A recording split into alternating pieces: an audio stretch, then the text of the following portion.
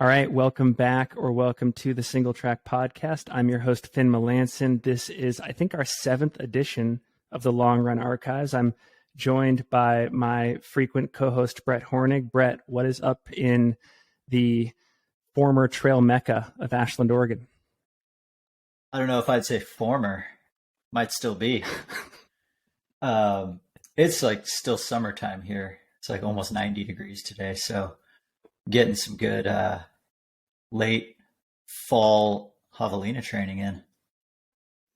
And we are also joined by a special guest, the one and only Luke Webster. For frequent listeners of the pod, you know that since the 6th edition of the Long Run Archives, we've been having special guests join. Last time it was Jeff Colt. This time it's Luke. Luke, it's great to have you. For anybody in the audience that is not familiar with your involvement in our sport, can you give like a 1 to 2 minute elevator pitch? Yeah, thanks so much for having me. I think the real reason I'm on here is that I somehow got your phone number and decided to have a conversation with you about running, and we just couldn't stop talking. So I think that's the real reason. But I've worked in and around kind of the trail running world for the last 4 or 5 years, kind of mainly as a freelance photographer and film producer and director, and just kind of in the greater media landscape. And so always curious to see what is happening in the sport and how we're kind of growing and adapting and what the future is. So also I run, probably not as much as Finn and Brett, but definitely run a lot and love the sport as a whole.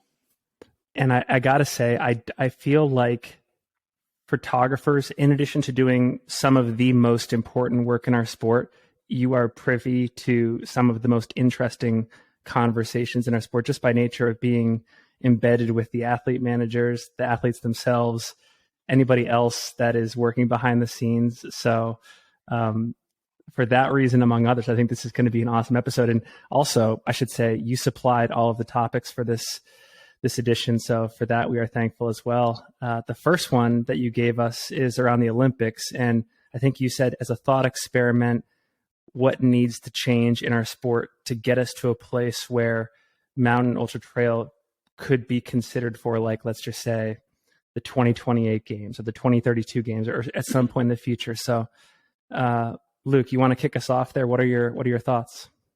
Yeah, I think it's like I said, it's an interesting thought experiment, right? Like you talk to any high level performing athlete and the ultimate goal is always the Olympics, right? Like pretty much across the board. And so I previously worked a lot in the climbing realm and kind of walked with that sport as it got accredited and then kind of got into the Olympics this last time. And the drama that kind of brought up into the sport and kind of the similarities and differences between climbing and trail running. Yeah, I think there's a lot of different things that are interesting, but like the first thing that comes to mind of like what needs to change is what is trail running. I think that for me is kind of like the first question of our sport. And I think one thing that probably Europeans and Americans would disagree on. America loves our 100 milers and Europe loves its faster, more kind of background in the mountains, sky racing stuff. Yeah, so I think that would be the first is like, can we all agree upon a format? And what should that format be? Like, do you guys have an opinion? Should it be the 100 miler from a format perspective, or should it be Golden Trail Series style racing? I mean, sure. I've thought about like trail running in the Olympics so much and all the different scenarios that could play out. I've never once actually like thought to like just Google what does it take to become an Olympic sport, which a little deep dive on that and I actually learned a few things. But I always thought it would be really cool for whoever the host is to kind of determine what the trail running event might be. Because there almost could be some sort of trail race of some sort, in any of the past, quite a few Olympic venues. Some of them you might have to get creative, but I think more so than that, like I feel like it almost doesn't matter what the trail, it could be 10K loops on some sort of pre-made course. And when you package the story correctly and, tell the story correctly, it becomes exciting. So I feel like the biggest step is just like we got to throw something at the International Olympic Committee. Could the I think 100-miler be exciting enough, like from a like popularity standpoint?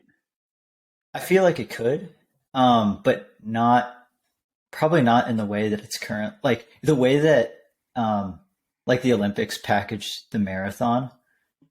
I mean, it's so much shorter than 100-mile, but for the most part, they just have a camera showing people running for 2.5 hours, and that's actually pretty boring until the very last bit.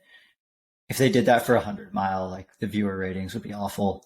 So I think there needs to be a lot of storytelling, and like they need to find a way to capture all of the little drama and just pieces of disaster that happen over the course of a race, and figure out how to tell those small stories, as well as having all the content beforehand of like, how did this person even get to where they are? Because there would essentially be so much downtime in between things like that. I think me personally, my heart totally goes to anything 100K and above, especially if it's point to point or it's a loop course and there's some sort of like running equivalent of the hero's journey involved. But one of the biggest, I'll call it revelations that I've had in the past 3 months is how much of a growth opportunity there is, especially among elite athletes in the sub-ultra distances, and especially a lot of these crossover athletes that are like Olympic Nordic skiers. And so when doing like the Broken Arrow 26K, for example, like Sophia Lockley is a great example. And a part of me wonders if we chose that distance or like a European sky running type format as the default, as like the first test, that would allow a lot more athletes of her caliber and of her interests to maybe even use that as like a second or third option from a training standpoint without sacrificing too much in like an inaugural year. So for example, if like something is not going right in like their Nordic training or something like that, they can easily and very quickly bounce over to like training for a mountain 26K. Whereas I feel like you really need like a true like Olympic cycle or like 3 or 4 years investment to make that transition if you were doing like a 100-mile event. Although the training theory part is not exactly my forte. That's just more of a speculation. Right. I think it's interesting. Like, I think even the word trail running is so subjective to the person saying it. Like, we all say trail running. I think a lot of times we've made that synonymous with ultra running, but maybe to our own detriment as a sport. And so I think I think what you're saying with a shorter distance is, I think, right on the mark. Going back to what you said, Brett, I think the distance does matter because like climbing had this whole kind of drama that it was climbing as bouldering, climbing as speed, climbing as lead. And those are like very different disciplines. It's like saying a VK, a 100-miler, and I don't know, like sky running, all in the same athlete and spread out. And like they're totally different sides of the sport that mean you're a very broad runner, but maybe not necessarily like the best. And so I think like from like in a format like you're saying, Finn, that's like a shorter, open to more people that like we can all get behind, that also from a content perspective can be really interesting. I think of just like sky racing in general. Like the Olympics wants viewership. They want the sports coming in to bring in a huge population. Like the reason they brought climbing, surfing, skating in is because that's like a new generation of viewership. Yeah. The Olympics potentially dying out in the next 8 to 12 years. Beijing was the least watched Olympics to date. Yeah. They're looking for like sports to reinvigorate this like kind of archaic model. So I think trailing would have to offer a different side of that. And I think it does automatically like that. There's no sports that involve kind of mountain in the Summer Olympics in the sense, mountain, mud, that whole different side of outdoor sports. I think like very like logistical standpoint, we need an international sports federation, which I'm not. Do we have that? There's no governing body really for trail running. And like that's the one premise. It needs to have really strong anti-doping things in place across all sports. Each continent needs to have their own governing body underneath the IFSC, or not IFSC, IFSR, I guess, TR, trail running. And another thing is just like popularity. Like we need to get more people to watch the sport in a format that like outside of the Olympics already has proven itself. So like a series like Cirque Series or Golden Trail Series that kind of the sport gets behind. So maybe one of those series is a good step in the right direction.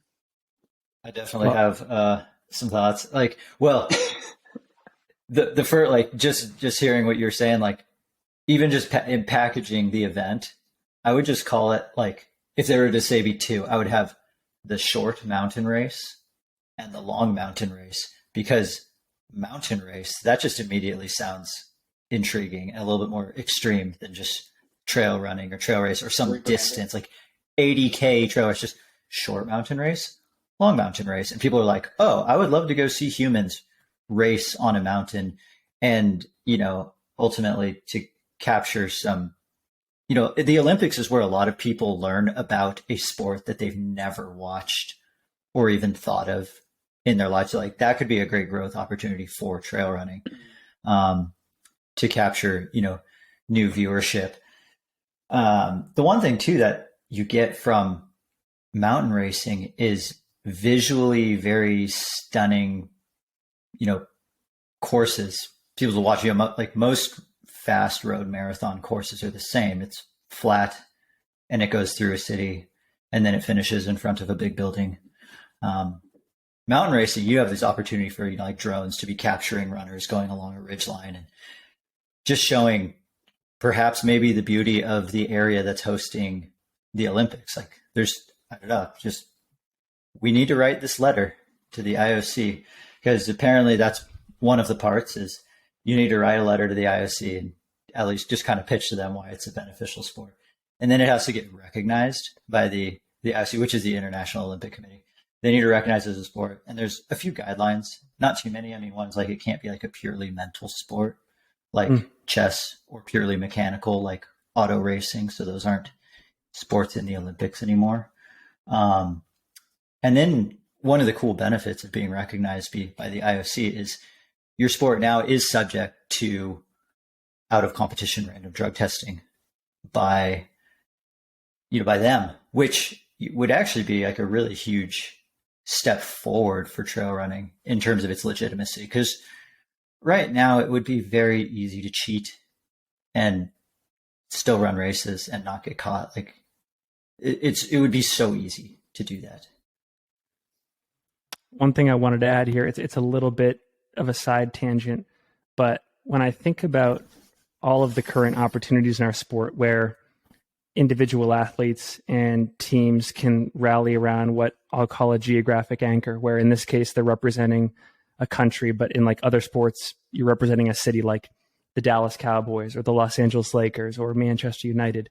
In the few areas in our sport where we have that, like, for example, the American teams that are going over to the World Mountain Running Championships, usually that strengthens fandom. It increases fans. It helps increase the growth of the sport. It doesn't seem like in running that has helped that much, and people still pivot back to, like, and we'll talk about it in a second, the UTMBs of the world. And so I guess I'm wondering here, does the nature of the Olympics change any of that? Like, will we suddenly feel like more identity and connection and fandom towards like an American ultra running team? If assuming that we don't really see it to begin with like our current representative national teams on the international stage? I mean, America loves winning medals in the Olympics. I've always questioned, do other countries even do the end of the day medal count like the US does at the end of every single day of the Olympics? They're like, this is what the American medal count is at. I'm like, do the other countries even do that? So, yeah, so trail running is just one more opportunity for Americans to get behind the total medal count. Brett, like Burkina Faso is just like refreshing the page, like, yes, we got like a bronze medal. That's one. Yeah, pretty much. Yeah. I think it would change kind of like where the focus of this, maybe not, but it would change the focus, right? I think the Olympics kind of questions what is the format, right? Like, I think the interesting thing about trail running, very different than any other sport, is that every course is different. Like, you can't be like, oh, like my 100-mile time versus your 100-mile time, I'm better, because like the courses might be different and what the conditions were in that day. Like it's such a unique sport in which there isn't really a great ruler across stuff like what measures out best athletes. So I think it would force the community to come together and kind of agree upon a distance that could be used as kind of a, I don't know, the banner for our sport, whether that be like a shorter distance 50K or more sky running or even like the 100-miler. And I think that could then start changing the sport as a whole. I think we see that now. Like we're going to go talk about UTMB soon. Like we see that across the board in the sport is that like there are these different niches of athletes in trail running that view their style of running as the style. And yet like as a whole, we're all trail runners, but there's still this like confusion of what counts and what is trail running, especially when you start talking to like non-trail runners. What they count and what they think of when they see it. I think like that's where races like the Cirque Series are really cool because they're bringing in new runners that maybe traditionally only thought trail running meant ultra running, and now for them it's like, oh no, you can do a half marathon trail race and it's equally as exciting and important as a ultra marathon. So it might help us like consolidate to like a standard maybe.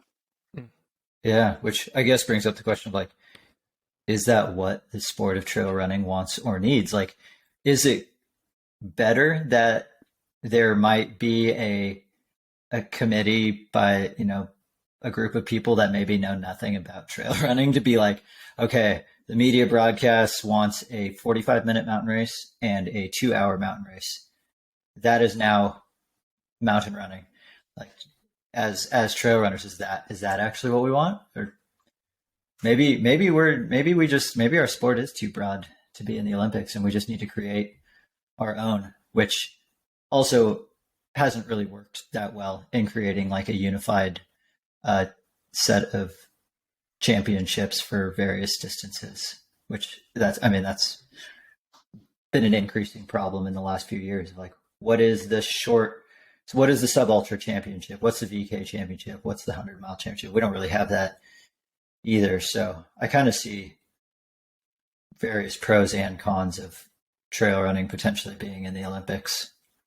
It seems to like the overarching trend to me in the last like 20 years, I think for sports in general, is that the private sector is overtaking the public sector in terms of like taking charge of making meaning and making experience through sports leagues and events and stuff like that. And I still think we're on that upward curve, at least in terms of if you're a fan of the private sector and what they can make possible. But I think this is the perfect segue into UTMB. And Luke, your next discussion point here, I think, revolves around just the chaos and confusion that is the next steps of UTMB. Like we just came off a 2022 version of the event that I think a lot of people, myself included, I think Brett, maybe yourself, are deeming the most competitive UTMB ever. Like it was just an incredible event. It was incredibly stacked. And it's only going to get more difficult to get in. I think elites, for example, competitors are getting a lot of mixed signals about how they're going to get in next year. And I think you're speculating here about whether this confusion and a removal of all the old processes are kind of going to sow the seeds of their downfall. So you want to lead us more into this discussion here? Yeah. I think, just kind of going off the Olympics as a starting point, the sport doesn't have a race organization or any sort of understanding on like where we focus the pinnacle of our sporting, right? Like where do the best of the best compete and kind of like bring out the true meaning of competition in our sport, right? Like that's at the end of the day kind of the goal of the sport or all sports. And it's like you have Hard Rock and you have Western States and you have UTMB, and those kind of like, I think probably from grassroots, just like culture, have become kind of the pinnacles of our sport in different ways. But there are issues with all of them, right? Like Hard Rock is who's the best that can get in that year. Kind of same with Western States. And so UTMB is kind of, I think, been seen as this event that all the runners in the world, if they want, can come and compete at, and it truly is the best of the best. And I think before I got to the sport, that's kind of been the standard is UTMB is the greatest. We all describe it to our non-trail running friends. It's, oh yeah, that race, it's like the Olympics of trail running, or like, no one knows what it is. You just kind of have to contextualize it. But it has been our Olympics. It's been even like OCC, like I feel like has kind of come into its own element of like being the greatest 50K. And we see now, I mean, it's been happening for a few years now, but kind of grumblings about how UTMB as an entity is kind of treating their growth and the way that they seek after growth, and I would say monopolization of the sport. And like this last kind of announcement going into the next 2023, I guess, qualification season, kind of makes a lot of us feel pretty, I don't know, just disenfranchised with the event, of just realizing that they're really trying to funnel everyone into their series and make sure that if you are racing a race to get into UTMB, it's their race that they control and that they have monetized. I guess that might be just how sports grow, but it feels like a lot of runners as a whole are kind of just talking about, is UTMB a necessity? And I think that's where, for me, this conversation gets really interesting. It's like, if naturally UTMB continues to kind of try to monopolize and make it more challenging for athletes, will there be just a natural grassroots movement away from UTMB and maybe they go to Trans-Gran Canaria or do other races kind of in the season, or the South African trail race that's really amazing that I'm blanking on the name of, or will there be another entity that pops up and says, hey, we see this as an opportunity to be the center point of trail running, UTMB, get out of the way? And I hope they don't screw it up. I think next year is going to be like the crossroads year, where they'll have a decision to make, because it just seems like they're now treating the way that, elite runners get into UTMB. They're treating it the same way as Hard Rock or Western States, where you have to like go to these specific races to, get in, and so much like for Western States, like the golden tickets and everything, like they had to very carefully figure out how many like elite spots to allocate, because there's only 369 spots for the race. UTMB has like 9 million spots for the race. Like why? Like what's 300 spots for potential elite athletes? And it just seems like they're trying to make it seem more exclusive than I think it really is.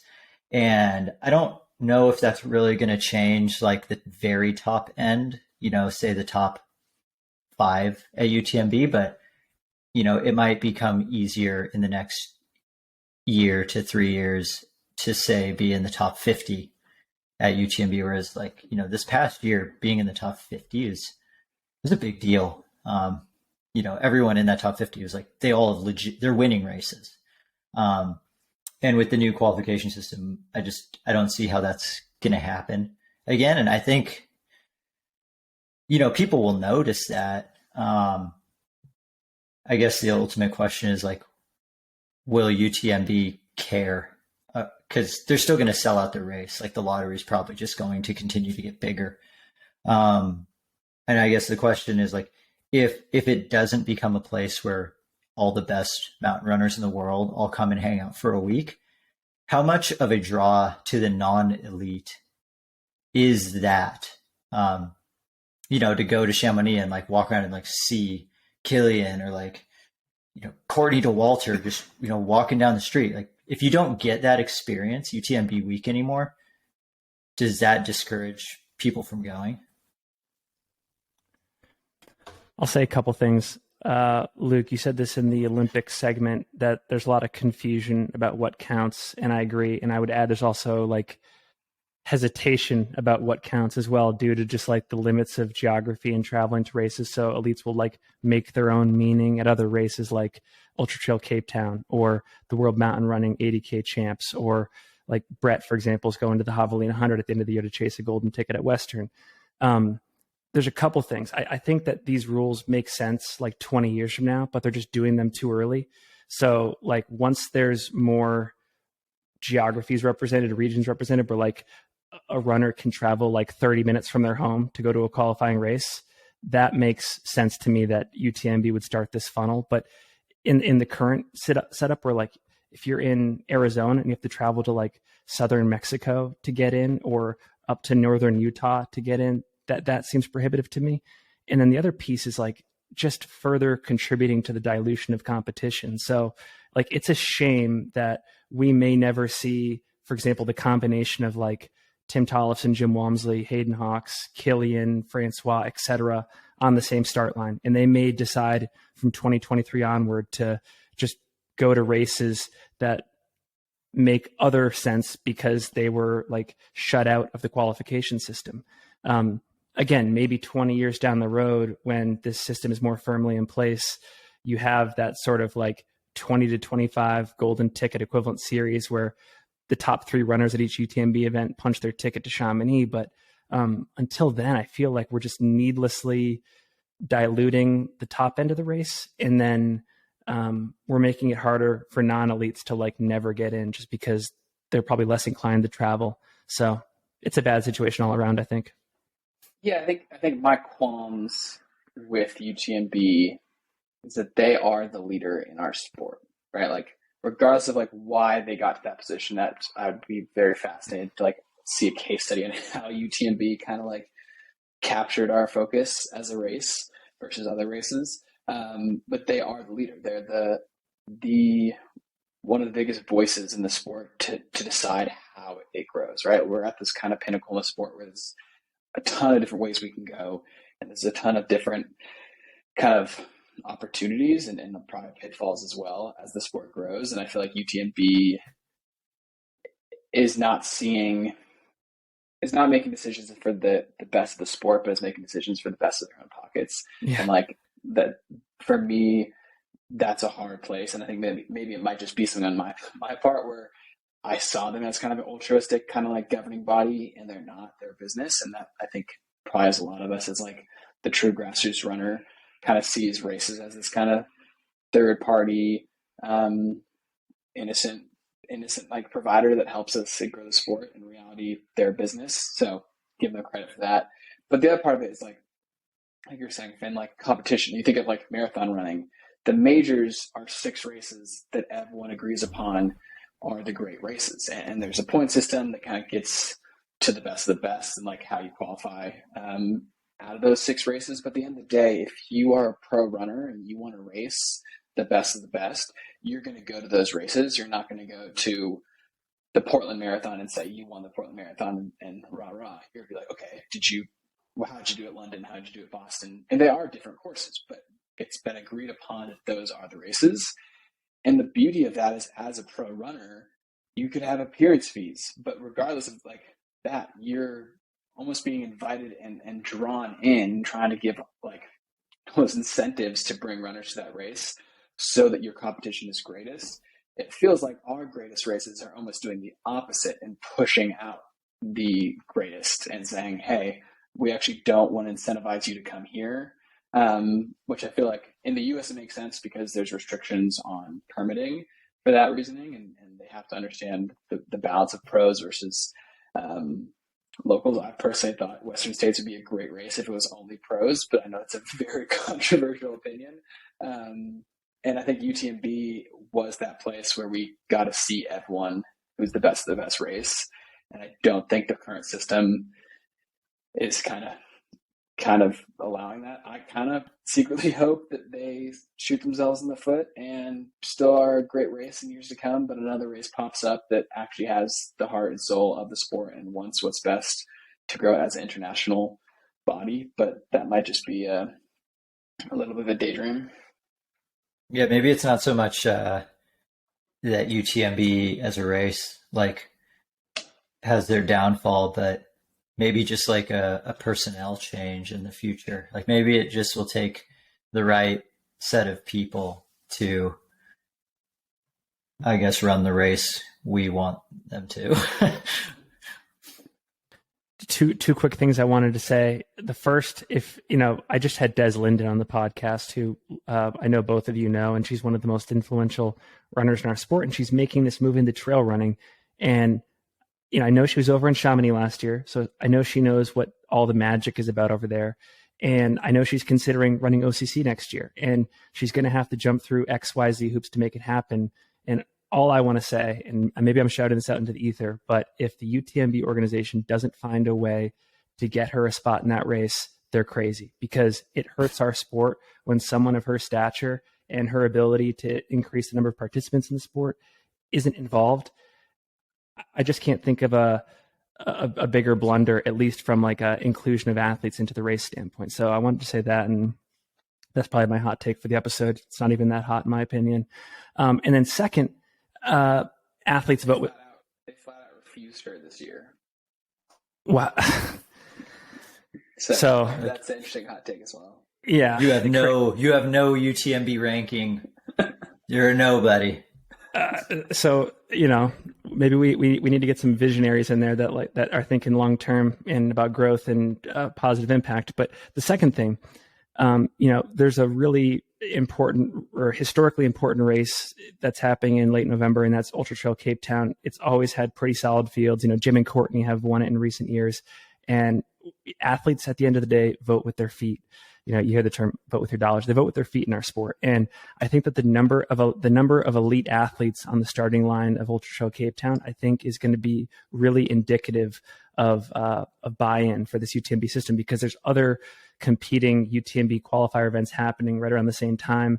UTMB Mexico, for example, I just don't see a very strong elite field in that race. And so I would encourage listeners and viewers to pay attention to that race and to see if a lot of the similar, household names in our sport are on that start line, because I think it's going to speak volumes.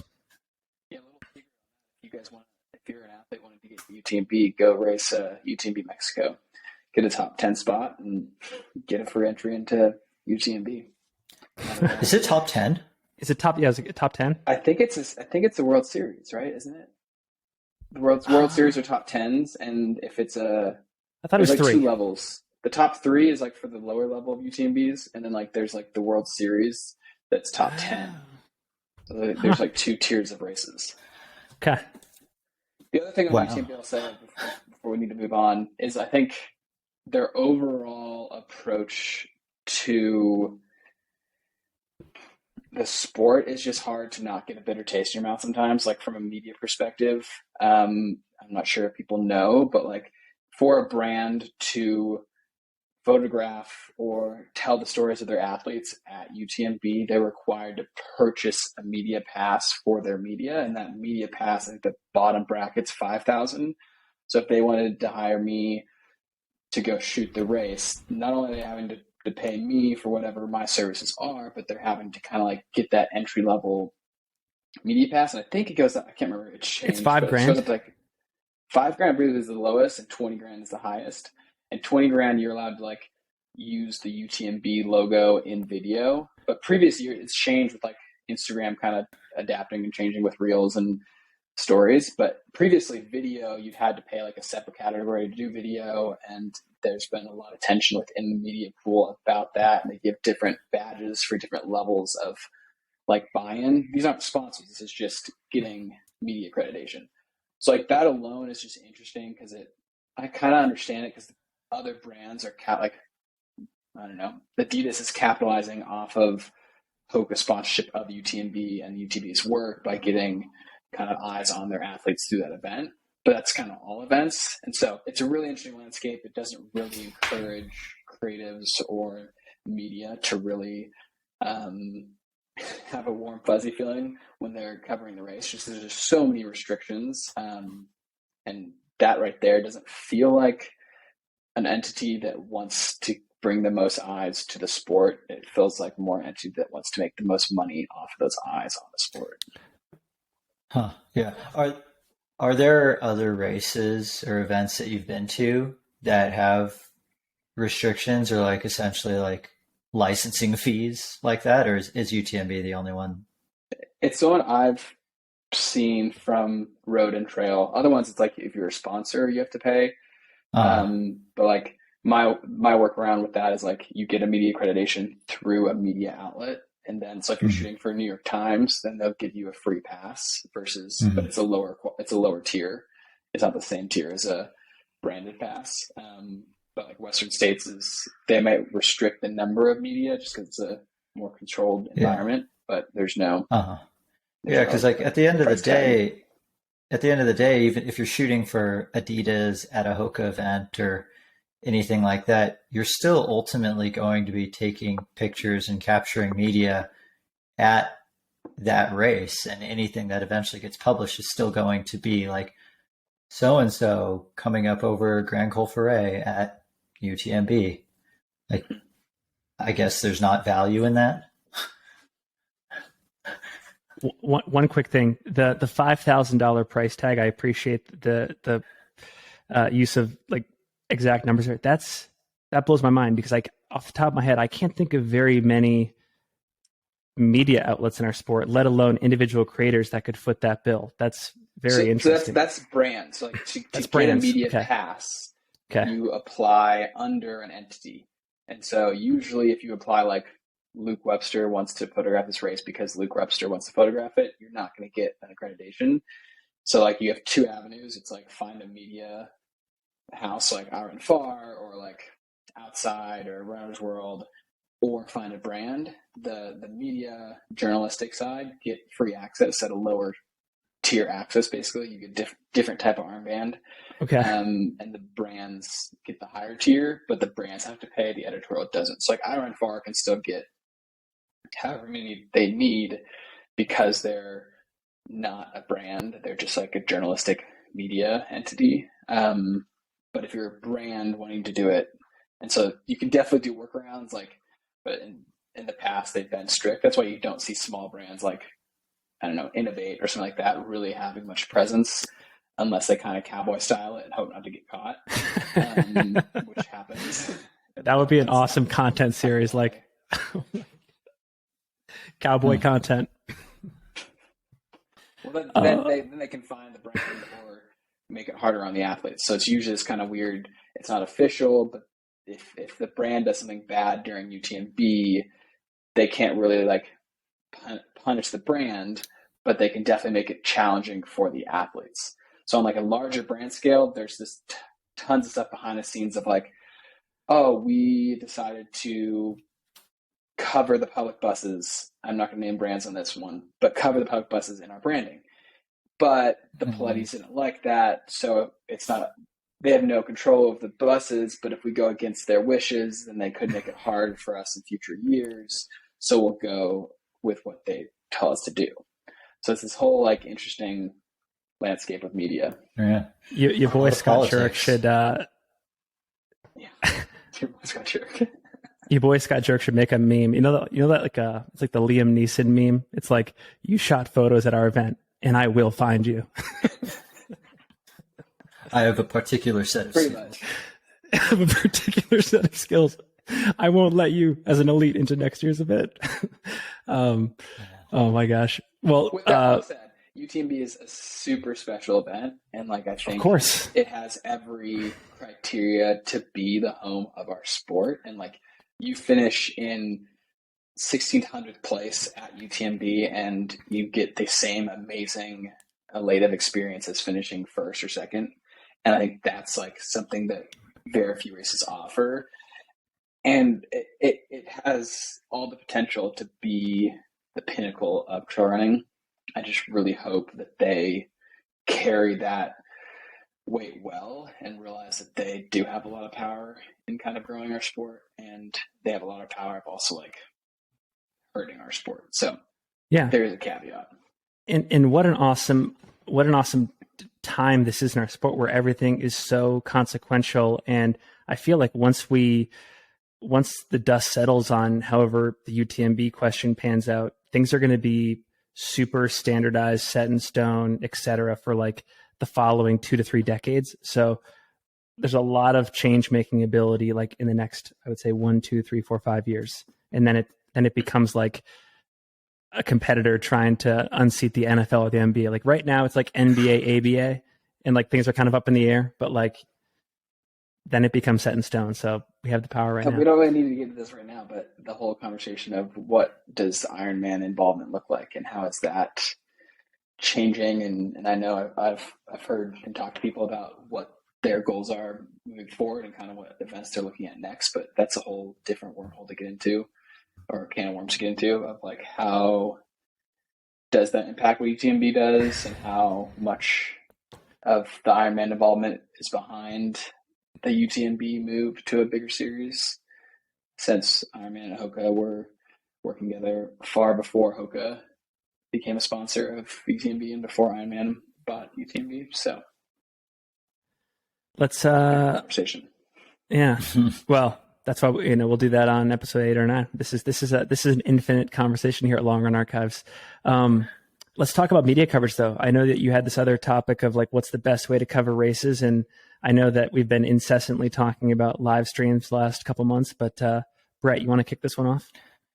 Yeah, I mean, it's kind of funny because like we're talking about all these like problems and obstacles that go into creating like media content for say UTMB, and yet they seem to be the race that has the best content. They're crushing it. Like from a viewer standpoint, I was like, this has been the best race all year. It's amazing to just watch as a fan. And a race that big, creates so many hurdles in regards to doing, covering a race in a way that they did. Like that is a monumental effort, like something that like you just can't even do in the States right now. But is that the best way to watch sport? Is there a best way to cover, say, something that takes 20 to 30 hours? Well, I'll say this. And I think I actually mentioned this on, I can't remember who I was talking to on the podcast, but I think, Dylan Bowman, he talked about, wishing he had been over in Chamonix this year, but he just had a baby and he had other obligations. Ironically, I actually think he was in the best possible place to do his job of covering the race, which was his podcast studio in Portland, Oregon. Like because UTMB's coverage was so good, he had bird's eye view from his laptop or his desktop for the entire duration of his commentary. Whereas, I was there in person, but I had to jump from aid station to aid station. That was incredibly inefficient. I could only really see the race from the ground level. Cell phone reception wasn't great. So it's amazing that our technology has gotten to a point where maybe we are better off with a scenario where like there's like this main commentator person in a studio location. Maybe you do have some like equivalent sideline reporters at aid stations and then runners in between, maybe some drone technology that's like dropping in and trying to capture the sight, sound, scenes. But that seemed to be a breakthrough moment for me, where you didn't need to like be there, because historically, like we've relied on I Run Far, Brian and Megan traveling over there and live tweeting. But I think Dylan, for example, proved that you can do it remotely, which is very interesting. Yeah, they did a phenomenal job this year. Even just seeing on the ground in the media kind of center how many screens and different people and charting stations, and it was just probably a team of 40 or 50 people kind of constantly cycling through putting that on, and they also had it in different languages as well. So like huge shout out to them for really crushing that. I think the media landscape is interesting. I think you have like lay it out in front of us. We have the live stream, which I think is like a new addition, and UTMB kind of the pinnacle of that, but with kind of what Free Trail's doing, with Western States kind of being close second.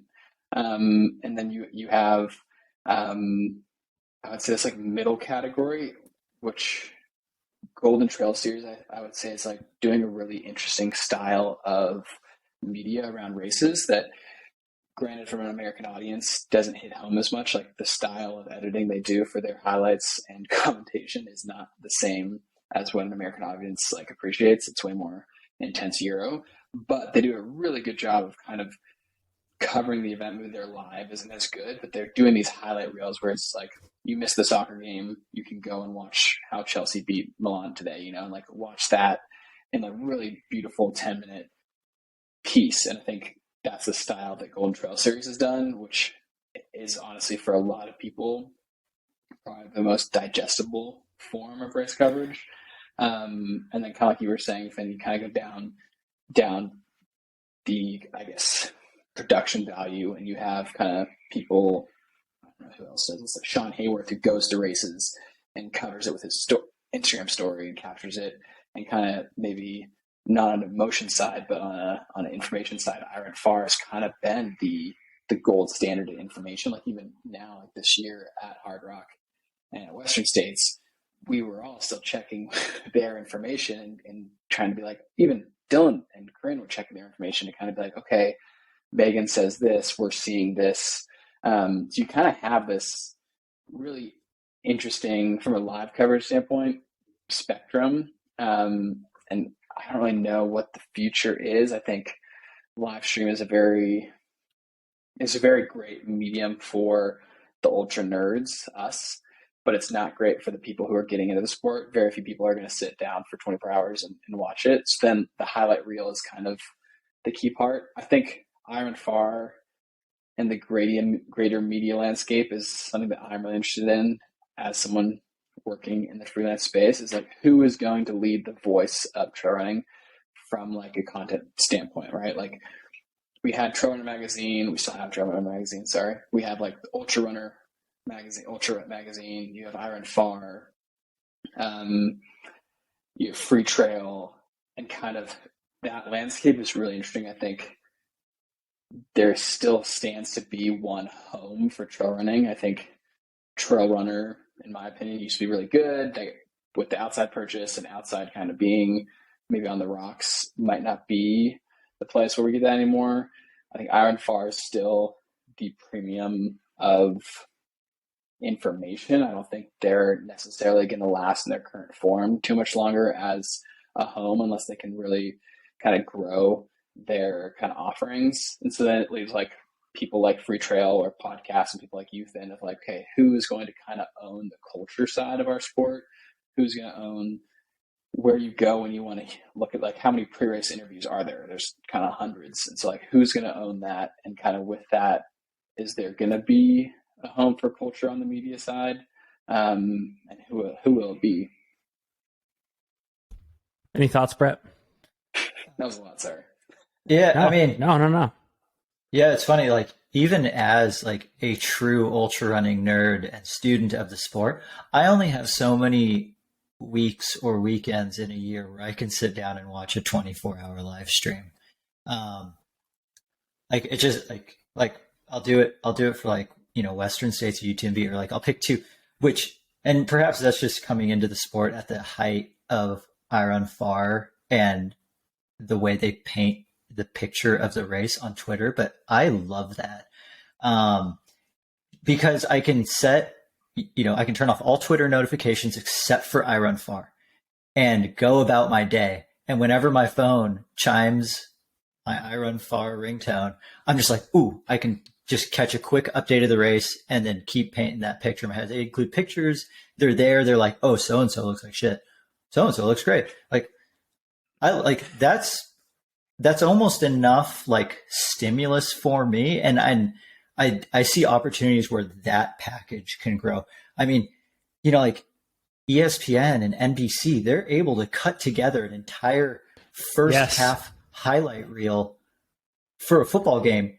And right as soon as the second quarter ends, they're able to show every single important piece that happened right there. Like, so if they can do that, how can we not, capture, say, footage up through, if we're talking Western States, Robinson Flat, mile 30, maybe there's bits and pieces of coverage that's getting loaded somewhere and getting thrown together into like a couple minute highlight reel that gets put up then. And then again for Forest Hill, and then again for the river, and then again for the finish. And then you get to make a big one.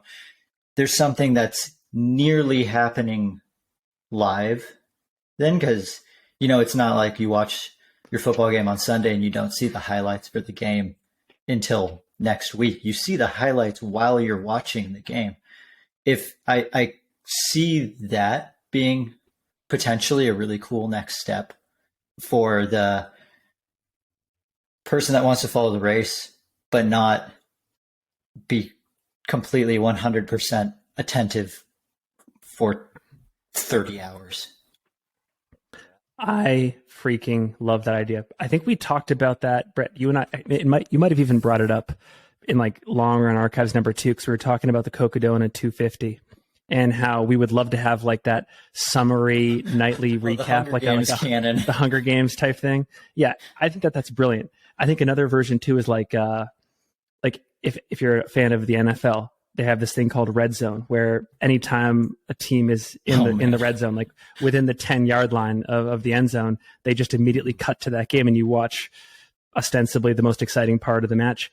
You could have something similar for ultra running, where with these live streams, you get like you sign up for like a notification where if they can determine that like XYZ runners that you're following are within, let's just say like a mile of the aid station, or they're in the view of these on race cameras, that's when you tune in, which I think could be very interesting.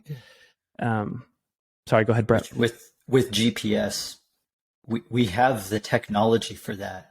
I mean, even in the Tour de France this year, like I don't know if it's their bibs or their bikes, but I know like how many inches behind one competitor is from the other because of where they are, and they're able to commentate on that, and like all of their a lot of their metrics are being broadcasted too, which is another thing that I think would be really cool for some of these races. Like you can see, we're starting the Alpe d'Huez climb, and so is already at 92% of their max heart rate, and they have 46 more minutes to climb. They're effed.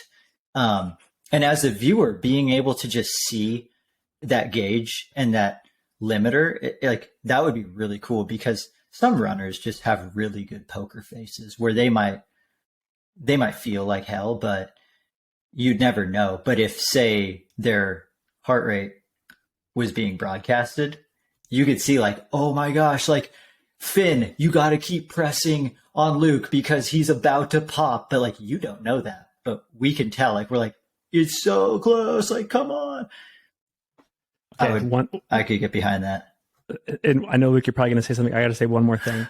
Imagine if a company like Strava or Coros or any watch company sponsored the event in some capacity, and they were tapped into like the athlete's watch, and you could overlay on the screen their pacing data, that heart rate data you mentioned, Brett, or like their GAP. So it's like Whoop did this. Jim Walmsley is running at 610 GAP up Col de l'Instant right now. Like, is that sustainable? Yeah. It would be so fun. Whoop did this indoor track season at the Millrose Games, because they were they were the title sponsor of a couple events. So like for the Wanamaker miles, for the men's and women's miles, I think every single athlete had a Whoop band on, and it's easier to control because you're on a 200-meter indoor track. But you could see all the runners' heart rates. So over the course of the race, again, watching people, even for something like a mile, 4 minutes long, for most people, the first 2.5 minutes are not very exciting, but you can see the intensity on the screen of the various athletes increasing. Like when someone makes their move, you can see their heart rate like boop, and like, goes up a little bit. And then you go into the last lap, like every single person's pinned at 200. It adds just another dimension to the race. It's really exciting. Luke, you got anything else? Yeah, I think it kind of brings me back to just the overall conversation of the future of the sport. And I think it's like you brought up the Tour de France, and kind of the media coverage they're able to do there is so amazing, but each stage is restricted to 5 hours at top end, I think 5 hours. Yeah. And so I think at the end of the day, the 100-mile race is going to be really hard to kind of buy in a larger crowd. And like personally, I'm still a huge fan of the 100-mile race, but I think like the most exciting races might end up being, or the most easy to cover and kind of create package media around, might be those shorter races. From the traditional highlight standpoint, maybe, whereas like the longer races might be more story focused and more kind of larger arcs. But but you're able to have people pass you there multiple times. Whereas in 100 milers, I mean, this last year was insane. So that might be a caveat. But usually if someone pulls away and it kind of like the cards have been played at mile 70 and that's the race. Whereas a shorter race, you can have people going back, kind of like the Tour de France, where like you can have back and forth and someone attacks that climb and someone falls back on a descent. That kind of drama continually playing out in live action, I think will kind of require the sport, if we're trying to find a single distance that kind of can become, I guess, replicable around the world in different formats and different events, something that's more action-packed and shorter. But maybe I'm very wrong on that one. I got one more thing to say here. Just a couple more random ideas too, actually. So we're talking about right now what we can do to improve the in-event, the live event experience. And I think we can also start to consider what we can do pre-race and post-race. And the one idea I have for pre-race is our current model for hype is largely restricted to the pre-race interview, which is, and I do these, so I'm shooting myself in the foot, but like it's pretty vanilla, right? Like it's been tried and true for like 20 years or however long running's been, running media's been around. This would be calling on the brands, but I think bringing content creators to the athlete's home location to capture like day in the life type montages pre-race, so we can really get like a deep multimedia type view into how they're feeling pre-race. And it's not just dependent on that very, again, vanilla form of communication pre-race. So that's the first thing.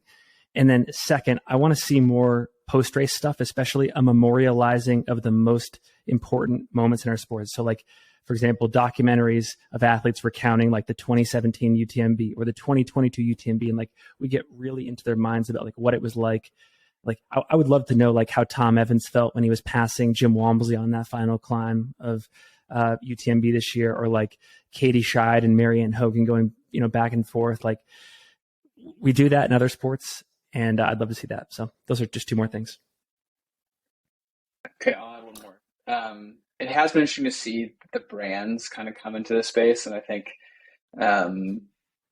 for me, it's great because it gets me work. But brands are still trying to find their footing. I think some brands have, but where they play into kind of events, I would say, from a content perspective, I think like Adidas has done, they've done a lot of things really, really well this last couple of years, but their like branded content from a story perspective is really deep, and they've kind of done, maybe it's not like as live as you'd want it to be, but they've done stories around people's races and how they did, but from a story background perspective. And I think whether that's learning about Sabrina Stanley's background or Abby Hall and kind of learning the more personality side, I think it's another side of the media landscape that's really important and kind of fills that more human element and story driven.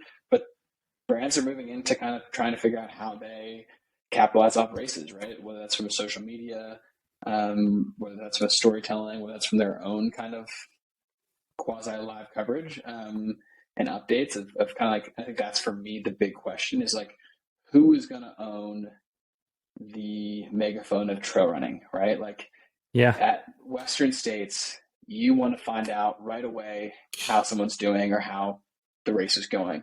Who do you go to, right? Like, I think that's the question mark that's still interesting to me. Like, different generations and different geographies would answer that question differently. Like, some people would be like, oh, Hoka, because Hoka's sponsoring Western States and they're going to have good stuff. Other people would say like, oh, I run far. Someone might say Strava. Someone might say like the athlete's Instagram, right? Oh, I'll go to Walmsley's Instagram because I know there's his crew using it and I'll get actual more personal updates. But that still is like a media landscape that still has opportunity for someone to own. And this goes out to either of you. Do you, if we're looking for examples in other sports, are there obvious, clear megaphones in like baseball, basketball, football, etc., that have already been established? I just default to ESPN for like all breaking sports news. But Finn, maybe the single track website needs to just have a resources page for like, was it a rising tide lifts all boats? Like maybe you just need to have a page of like, this is where you go to follow any of these races. Like, Western states, you have your little tab and then like subgroup of like I Run Far, the Western States homepage, like their live stream, of course, all the single track resources, but like giving a place for people to go to, because they're like, oh, I don't know how to follow Ultra Trail Cape Town. I know. I'll go to the single track website because they'll tell me how to do it. It's not a bad idea, Finn. I love it. And on that, I think like I want to call out Free Trail, and directly kind of to Corin and Dylan. Like, I think a lot of people see them as leaders, and of course they've been doing sorry, what did you say? I said, of course. Oh yeah, and they've done a lot of really great things, and I think people are still kind of curious to what their actual goal is, and what Free Trail will kind of stake its claim in. I think they've done so many things that it's hard to know exactly what they're doing.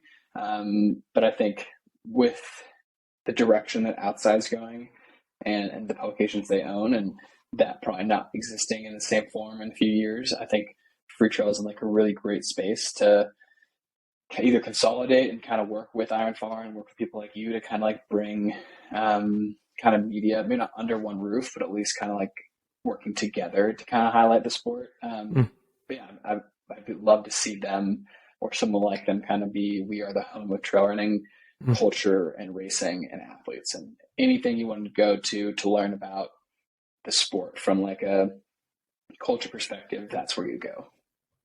I love this conversation. All the more reason for Long Run Archives number 8, right? But I think we have time for one more topic, and yeah, we'll have more material for another episode. But this last topic is, I think it's very interesting. Agents, as in Luke, you say here, as our sport professionalizes, are agents a necessary evolution? ? Why are they important? Are there other sports to look to for examples? I don't know, Brett, you want to take this one again? What do you think? What are your initial thoughts? Well, I get that like the first question that like kind of just like paints the picture is like, what is the purpose of an agent for an athlete across sports that have agents? Like, what is their purpose?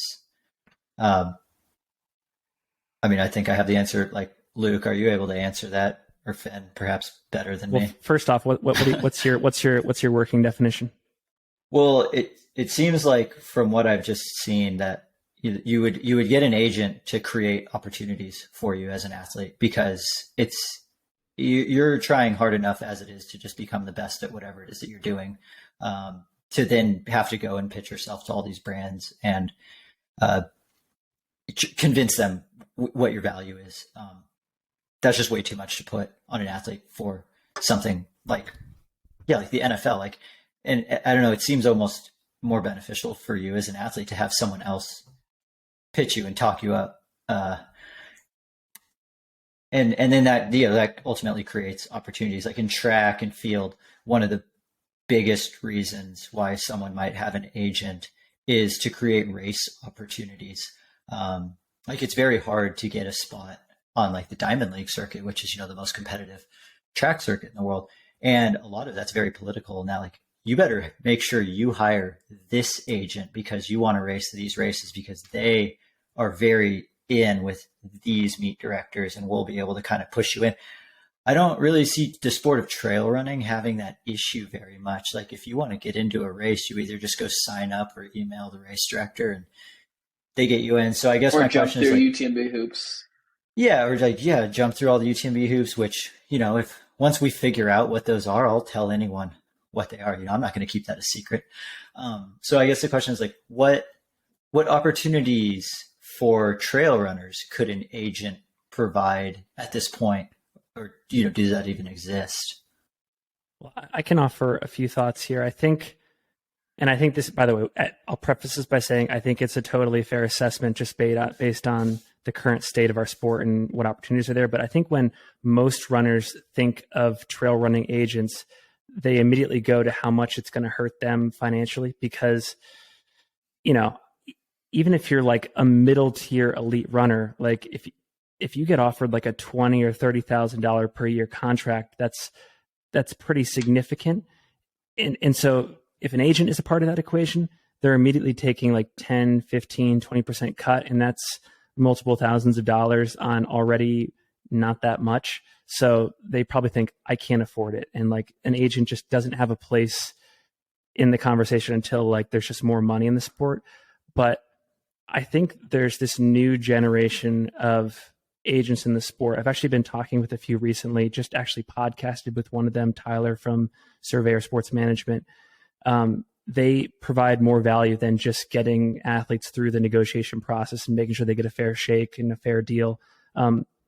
We've seen this with Dylan Bowman, for example. I think there's one of the trends we're going to see in the sport over the next couple of years, decades, is more pro athletes like Dylan, who in the later stages of their career start to build businesses and side hustles that outlast their athleticism, outlast their pro careers, and helps them easily transition into other areas of the sport where they can be a value to the community and also self-sustaining from a career standpoint. And so like the agent, when the athlete is in like their 20s and their 30s thinking about this, the agent can help them put those processes into place. So like introducing them to the right people, helping them build those businesses, helping them just think strategically about how to put all the pieces together.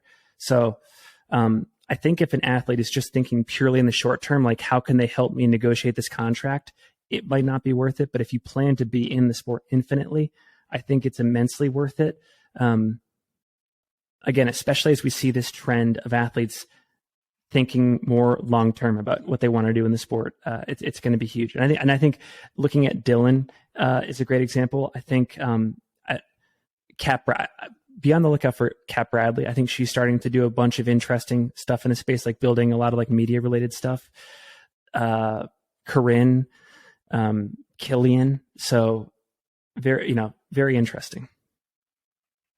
Yeah, I think, like you were saying, Finn, I think an agent does more than just works on contracts. And I think that is one, I think if we would break it down, I think that's one avenue that we do need in our sport. And I think we talked about this a little bit, Finn, off the podcast, is that Iron Far kind of published a Trail Sisters kind of survey a few years back on kind of the equity and pay disparity in the sport. And it's super interesting to learn about kind of how much people make and where those disparities lie. And I think an agent, first of all, gives you more insight into how much you should get paid and how much others are getting paid. And I think that's something that as the sport grows, those numbers are changing drastically, right? An athlete that was 5 years ago in the sport is now 5 years better, but also the sport has matured 5 years. So like signing a 3 or 4 year contract right now could be very detrimental to your long-term kind of like net worth as an athlete. And so I think that they understand kind of the greater ecosystem because they see all different aspects of kind of the pay structure with your direct sponsor or with other sponsors. So I think that's like the first one that's just good as a whole in the sport, whether that's like agents bring that or we have some sort of third party that decides to do a survey and release all this information so that people can understand how much they're getting paid and how much they should get paid. I would say for everyone else that doesn't know, most contracts have NDAs that restrict you from talking about any of your contract with other people. They even restrict you from talking to your friends about it. Technically, that information is not shareable. So understanding if your contract is fair is a very hard thing to figure out without an agent. I think that's like the first. Oh, sorry, go for it, Finn. I was going to say, and liabilities too. Like, what are you liable for in that relationship? I think there's a whole deep end there.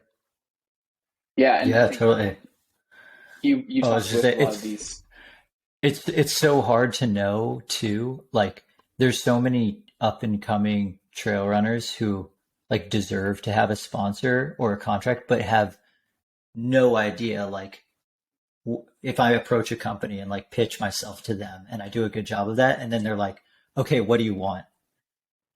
How are they supposed to know what their worth or their value is? I mean, I guess it's not particularly healthy to tie your worth to a dollar value, but from like, for the sake of trying to make a living off the sport, that's really scary to like go up to Hoka and be like, I believe I should get paid $100,000 from you guys. But having another party to do that, who has done that before and like has their license for that, that could be so beneficial. That's another kind of middle ground that's like the second kind of pillar that an agent brings is being able to talk about you as a third party. I think it's all of us, it's hard to understand our own worth.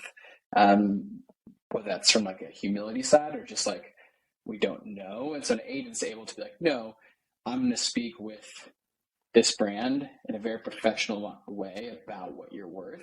So the athlete can still maintain their athlete standing with that athlete manager. They can still be friends with that person, go for a run, have meetings, and the awkwardness it takes to kind of approach someone and be like, hey, you're screwing me over in this contract. As a friend, that's a very hard conversation. As an agent to a sponsor, it's a very normal conversation. And so I think that's a huge part of just being like an objective third party.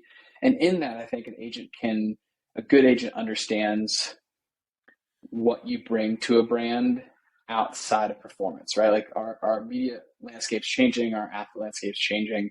What an athlete brings to the table is not just podiums, it's their community involvement, it's their voice in the sport, it's sadly their Instagram following and that aspect. And so understanding, okay, maybe my athlete, and Finn, it's been insightful hearing you talk to these different athlete managers. Maybe my athlete podiums, but really doesn't want to have media interactions. They're going to build a contract that kind of is based around those podiums and build in bonuses that really focus on that. Or maybe it's an athlete that's aging and they have a massive legacy following, right? They're a legacy athlete that's had a huge career and maybe a bonus system built off of podiums is no longer relevant, but they get brought on the Rich Roll podcast and that has how many millions of listeners. And so maybe the bonus is built into that. And so I think an athlete manager an agent sees each athlete and kind of the variety of what they bring to the table and can kind of like tell a better story, commercial value to that. And then thirdly, which really hasn't happened yet so much in trail running, is seeing an athlete and what voice they bring outside of kind of like traditional, I don't know, brand exposure. So I think of like Josh Cox, who's a pretty well-known kind of track and road agent, and how much he's like, okay, what PR exposure, what journalistic exposure, how can I get my athlete, how can Sarah Hall get on the Today Show, and kind of utilizing, seeing the athlete as a leader outside of their athletic performance and really bringing opportunities to them. So that agent hypothetically can bring exposure to that person and to the sport.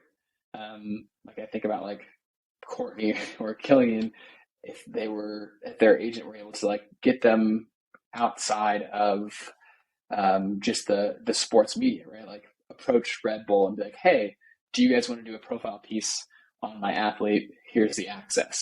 I think that's the third thing that agent really brings, is kind of thinking outside the box and how to get exposure to their athletes, because at the end of the day, the more exposure the athlete gets, the more money the brand is getting or value the brand's getting off of that, and then the more worth the athlete has to the brand long term. So I think they're super important. I'm just not sure how we start getting into that because we don't have that many agents in the sport yet. So it's like interesting to see who will kind of start taking that and how many athletes are wanting that right now. Brett, any final thoughts? Yeah, that's a good point. Like, you'd think that if the sport of trail running was a lucrative enough business, agents would just be popping up and approaching athletes that don't have them. But since that's not happening, does that just mean that the sport as a whole is not quite to that level yet? Or is it really actually just a missed opportunity, whereas some of these like agents that represent track and field and road racing athletes they're just simply missing upon that because they haven't made that decision to dive into the world of trail running? This has been an awesome conversation. I feel like we covered great topics. Luke, huge kudos to you for coming on here, knocking it out of the park. I think I speak for Brett and I when we say we really appreciate your presence and your contributions, and hope that you'll be a frequent returnee on this series. I'm always listening, so I'll always return that way. I think regardless, it's a fun time in the sport. I think that's for everyone when that's like you're just getting into running trail races or you're top of the pack at the biggest races. We're kind of in this turning point that our generation of runners is kind of deciding what the future is, and so that's just exciting in general. Hell yeah. Brett, any final thoughts on your end before we close up here? Great conversations all around.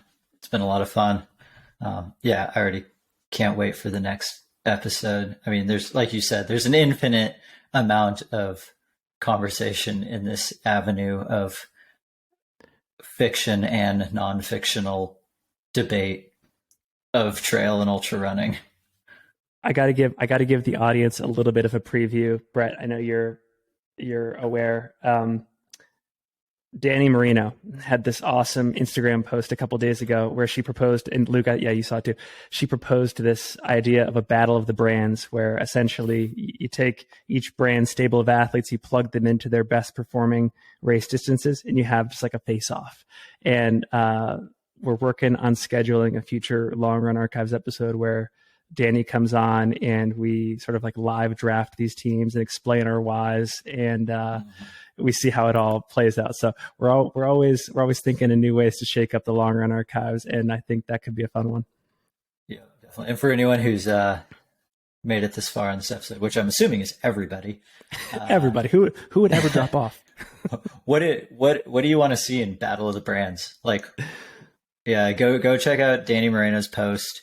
And some of her ideas, and there's some great, ideas as well in the comments, but, let us know what you think, like what can be added to Battle of the Brands to make this just the ultimate race. I don't know. I don't even know what it is at this point. Festival, like, it's going to be awesome. Awesome. Well, Brett, thank you as always, frequent co-host, and Luke, thank you, man. Seriously, we'd love to have you back on again at some point. And thanks for everything you do, man. I love your angle as a photographer and just someone that's interested in the sport. So well made points today. Thank you. Thanks. It's been a blast.